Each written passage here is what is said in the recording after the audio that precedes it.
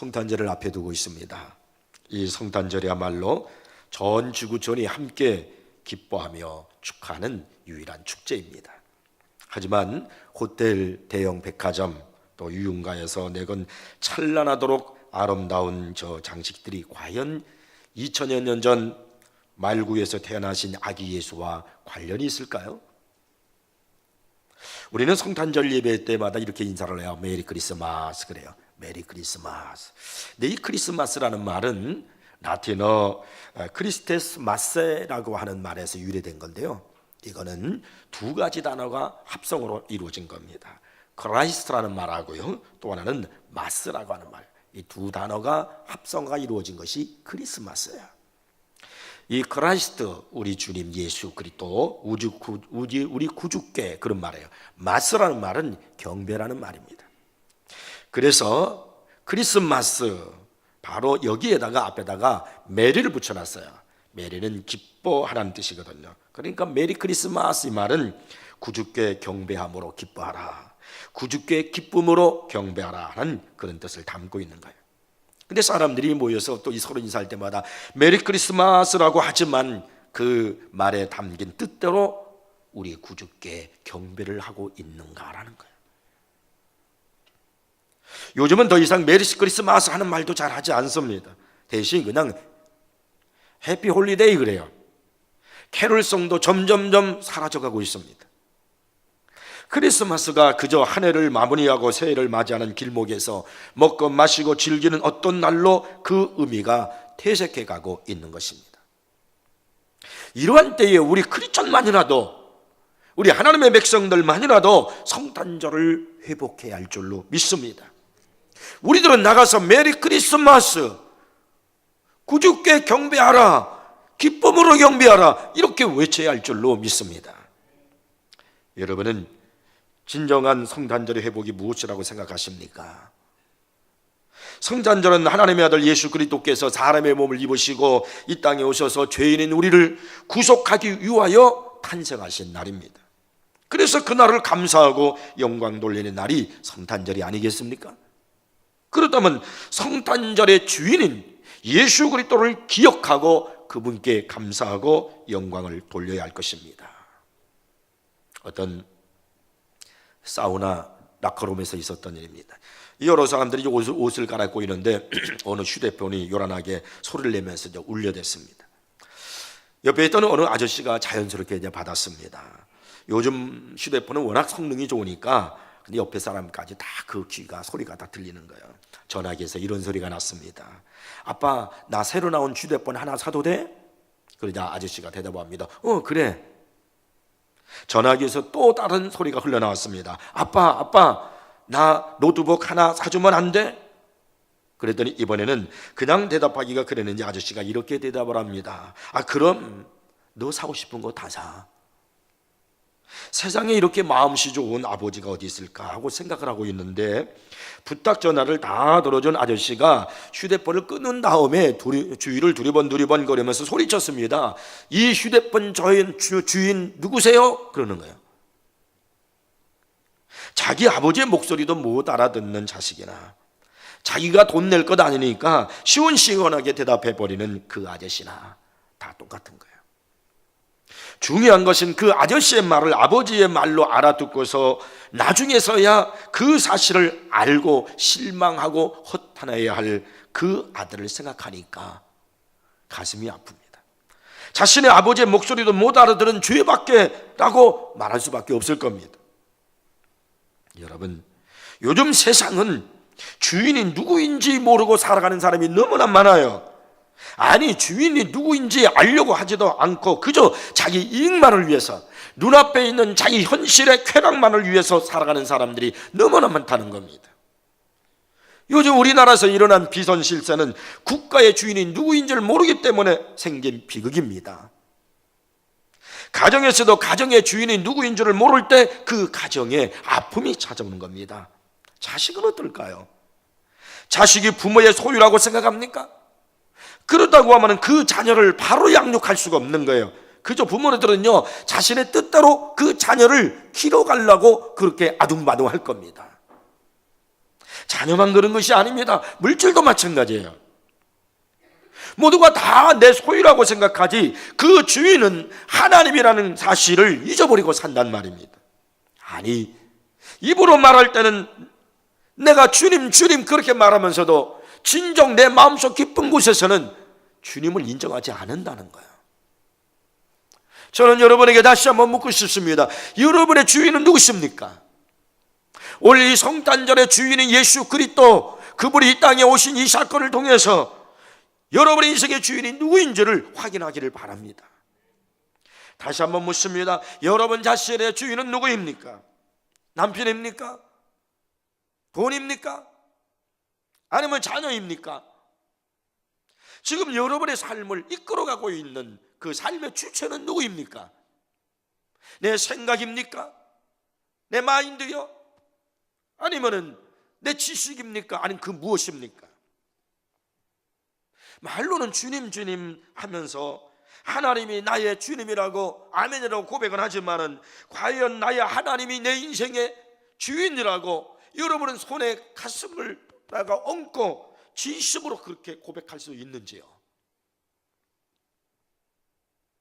그 사람이 무엇의 주인인가 하는 것은 갈림길에 보면 알아요. 두 사람이 길을 가고 있는데 개 한 마리가 졸졸졸 막 따라갑니다. 우리는 그 모습을 보면은 그 개의 주인이 누구인지 알 수가 없습니다. 그런데 그 개의 주인이 누구인지를 알 수 있는 분명한 때가 옵니다. 바로 갈림길이 왔을 때입니다. 한 사람은 이쪽으로 가고 한 사람은 저쪽으로 가는 거예요.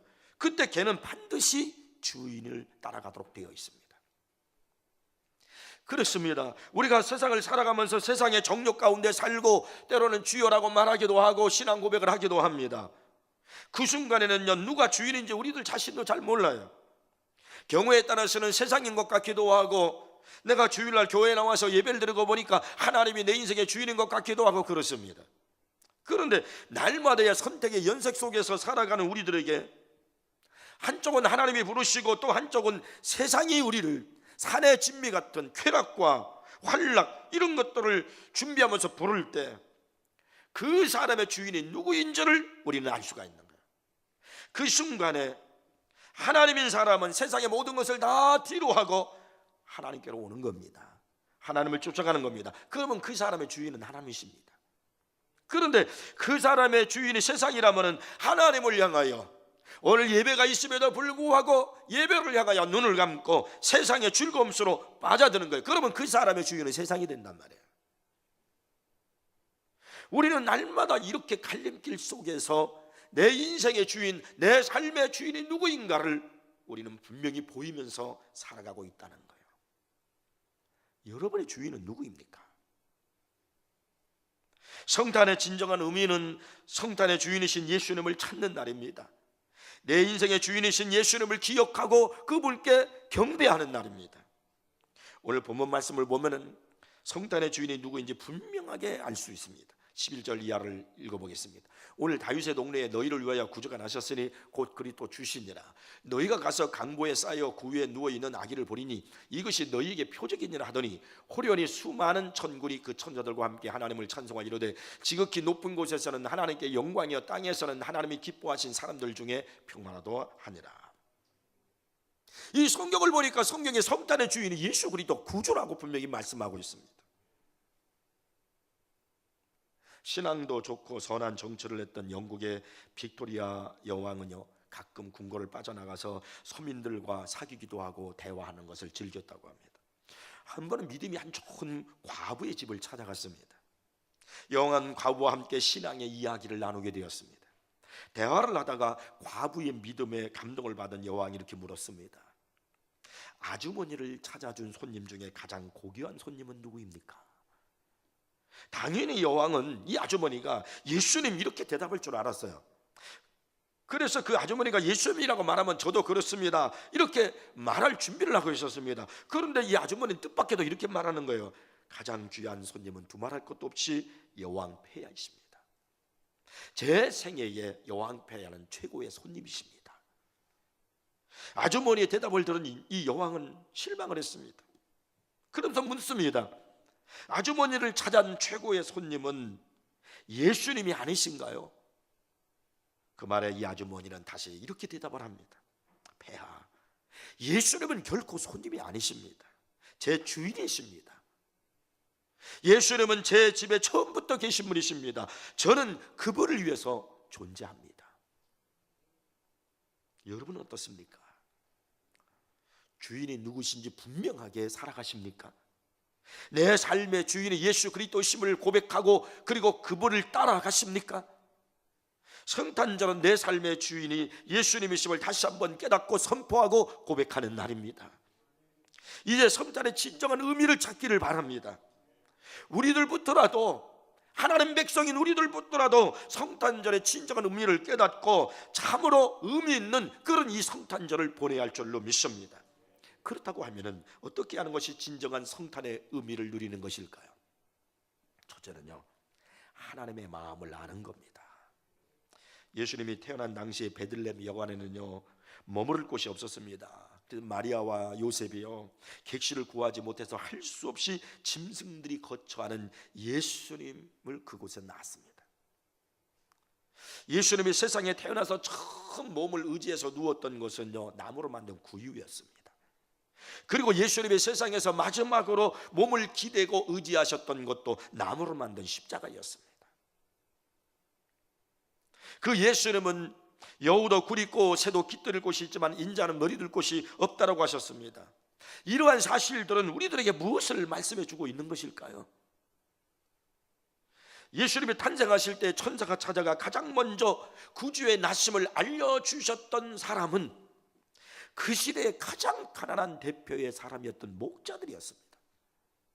그들은 늘 위험에 노출되어 있는 사람들이었고 종교적으로도요 업집을 받고 있는 사람들이었습니다. 뿐만이 아니에요, 그들은요 무시받는 사람들로 법정에서 증인으로조차도 설 수 없는 그런 권리도 박탈당한 그런 사람들이었습니다. 그런데 하나님이 이렇게 가난하고 천대받고 무시받는 그런 사람들에게 예수님의 탄생의 역사적 사실을 천사들이 찾아가서 가장 먼저 알려주었다는 사실, 이것은 성탄에 대한 하나님의 마음을 얘기하는 거예요. 성탄의 기본 정신은 하나님이 우리에게 모든 것을 다 주신다는 겁니다. 11절에서 천사들이 무엇이라고 말합니까? 너희를 위하여 구주가 나셨으니 라고 이렇게 했습니다. 그분은 바로 너희를 위해서, 나를 위해서 오셨단 말이에요. 사망에 이르게 될 인간을 구원하기 위해서 그분이 이 땅에 오신 것입니다. 내가 진 죄의 짐, 고통과 아픔과 질병의 짐, 죽음의 짐을 대신 져 주시기 위해서 그분이, 하나님이 이 땅에 태어나신 거예요. 영원한 죄에서 비참히 울며 몸부림치는 나에게 자유와 평화와 안식과 기쁨과 하늘의 소망을 주시기 위해서 그분이 이 땅에 오신 것입니다. 그러므로 예수 그리스도의 탄생은 다른 사람을 위한 메시지가 아닙니다. 가장 국률하심의 옷을 입어야 할 바로 나를 위한 메시지예요. 그분은 나를 위해서 이 땅에 오신 것입니다. 로마서 8장 32절을 보면은 자기 아들을 아끼지 아니하시고 우리 모든 사람을 위하여 내주신 네가 어찌 그 아들과 함께 모든 것을 우리에게 주시지 아니하겠느냐라고 말씀합니다. 하나님이 우리에게 모든 것을 다 주신단 말이에요. 예수 그리스도를 이 땅에 주셨다는 것은 우리에게 모든 것을 다 주신다는 것을 의미하는 겁니다. 이것이 성탄이에요. 그래서 천사는요 큰 기쁨의 좋은 소식이라고 전하고 있는 거예요. 성탄절은 우리 모두의 기쁨을 위해서 아들을 이 세상에 선물로 내어주신 하나님 아버지의 마음을 보고 느낄 수 있는 날이어야 되는 거예요. 그러니까 그걸 아는 사람, 하나님 아버지의 마음을 아는 사람은 감격하지 않을 수가 없고 하나님께 영광을 돌리지 아니할 수가 없는 거예요. 성숙한 사람은요 즐거움 속에서도 그 의미를 잃어버리지 않습니다. 잔치집을 가장 불행하게 만드는 사람은요 잔치의 의미와 목적을 모른 채 눈앞에 음식만을 탐하는 사람이에요. 그날의 의미를 모르는 사람은요 아무리 그날이 슬픈 날이든 아무리 그날이 기쁜 날이든 그렇게 중요하지 않죠. 그냥 많은 날들 중에 하나일 뿐이에요. 성탄절의 의미를 모르는 사람은 그냥 많은 날들 중에 하나일 거예요. 그래서 어떻게 지내야 하는지를 모르고 살아가는 겁니다. 그러나 성탄절의 진정한 의미를 아는 우리는 성탄절에 하나님을 기쁘게 드려야 할 줄을 믿습니다. 아들을 내어주신 우리 하나님 아버지의 마음이 얼마나 슬펐겠어요. 이 하나님 아버지의 마음을 우리는 헤아릴 줄 알아야 돼요. 이 성탄절 계절에 또다시 하나님 마음에 아픔을 주지 않는 우리가 되기 위해서 여러분, 성탄절의 본질이 무엇인지를 알고 이번에 여러분 진정한 성탄절을 하나님께 영광을 돌리는 그런 시간이 되기를 바랍니다. 그다음에 두 번째는요, 하나님을 찬양해야 돼요. 보면 13절 14절에 천사가 이렇게 말하죠. 호련히 수많은 천군이 그 천사들과 함께 하나님을 찬송하여 이르되, 지극히 높은 곳에서는 하나님께 영광이요 땅에서는 하나님이 기뻐하신 사람들 중에 평화로다 하니라. 천사들이 하나님을 찬송했습니다. 그렇다면 그 소식을 전해 들은 목자들은 어떻게 했을까요? 오늘 보면 20절을 보니까 목자들은 자기들에게 이르던 바와 같이 듣고 본 그 모든 것으로 인하여, 예수님이 탄생한 것을 인하여 하나님께 영광을 돌리고 찬송하며 돌아가니라고 그렇게 말씀합니다.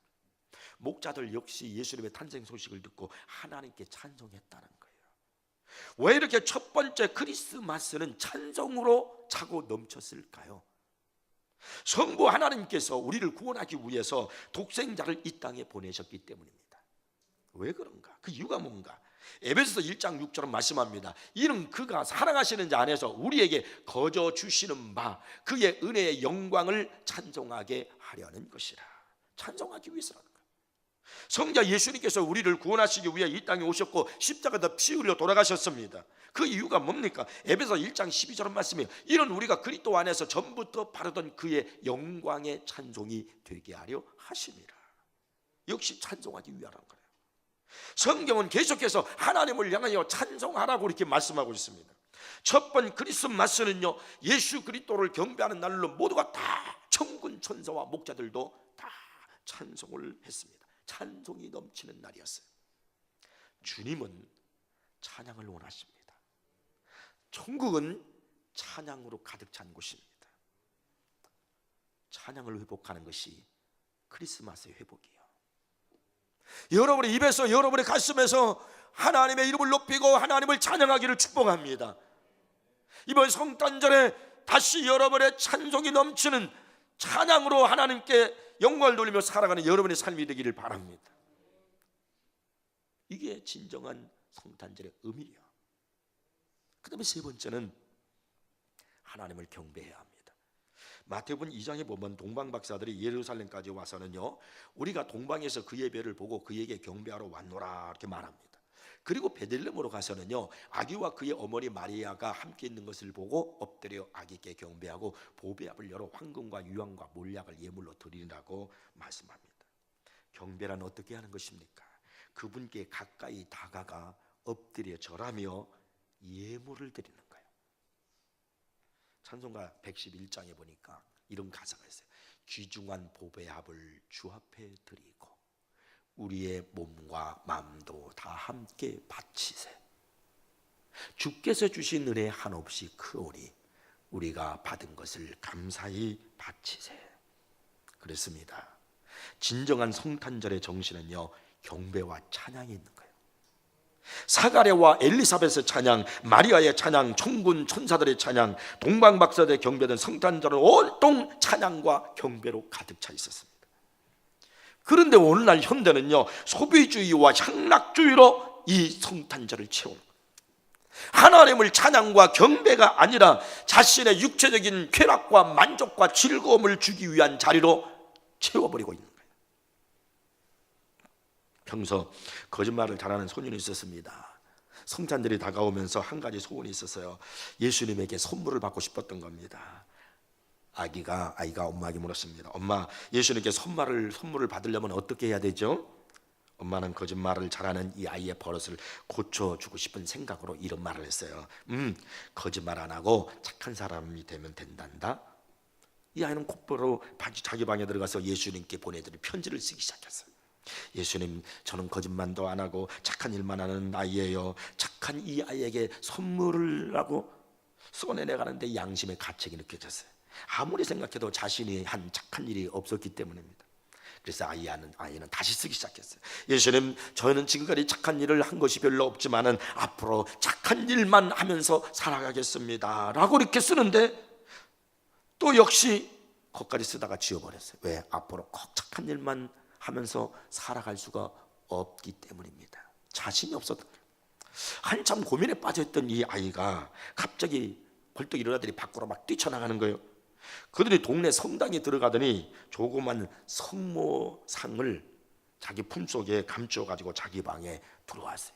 그리고는 득이양양하게 표정을 지고 그는 이렇게 다음에 글을 썼어요. 예수, 내 엄마는 내가 인질로 잡고 있다. 엄마를 살리고 싶으면 선물을 보내라.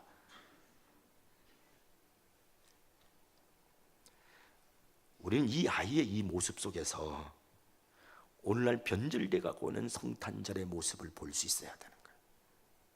진정한 성탄의 의미를 알지 못한 채 이 성탄절이 무엇인지를 모르고 자기 만족과 욕심을 채우려고 하는 그런 계절, 그런 성탄절로 우리는 살아가고 있지는 않은지요. 진정한 성탄의 의미를 회복하기를 바랍니다. 동방박사들은 예수님이 어디서 언제 탄생하는지도 정확히 알지 못한 채 그냥 별 따라 무작정 베들레헴까지 왔습니다. 그리고 마구간에서 아기 예수님을 만났습니다. 동방박사들이 이 아기 예수님을 찾아온 목적이 뭡니까? 오직 한 가지, 경배하기 위해서입니다. 그들은 나신 아기께 경배하기 위해서 생명을 걸고 먼 길을 찾아와 주님을 맞는 겁니다. 그리고 황금과 유황과 몰약을 드리며 주님을 경배했어요. 우리도 근본 성탄절에 하나님을 경배하는데 그 목적을 맞추기를 바랍니다. 우리 존재의 이유는 하나님을 예배하고 경배하는 데 있다는 걸 잊지 마십시오. 동방박사가 아기 예수님께 경배하기 위해서 황금과 유황과 몰약을 드렸다면 여러분은 무엇으로 하나님을 경배하시겠습니까? 여러분의 황금과 유황과 몰약은 무엇입니까? 성탄절은 내 욕심, 내 욕망을 채우기 위해서 무엇을 움켜쥐는 것이 아니라 나에게 모든 것을 주시기 위해서 예수 그리스도를 보내신 것에 대한 감사와 찬양으로 경배로 나의 가장 귀중한 걸 하나님 앞에 드리는 거예요. 무엇보다도 여러분의 마음이 중요하고요, 여러분의 정성이 중요합니다. 그것이 우리의 황금이고 유황이고 몰약일 것입니다. 이번 성탄절을 맞이하면서 다시 한번 내 인생의 목적이 뭔지를 생각해 보십시오. 내 삶의 주인이 누구인가를 여러분 다시 한번 기억합시다. 그리고 이제 내가 남아있는 생애 동안에 어떻게 또 살아갈 것인가를 믿음의 결단을 내리면서 성탄절을 보내는 여러분이 되기를 축복합니다. 기도하겠습니다.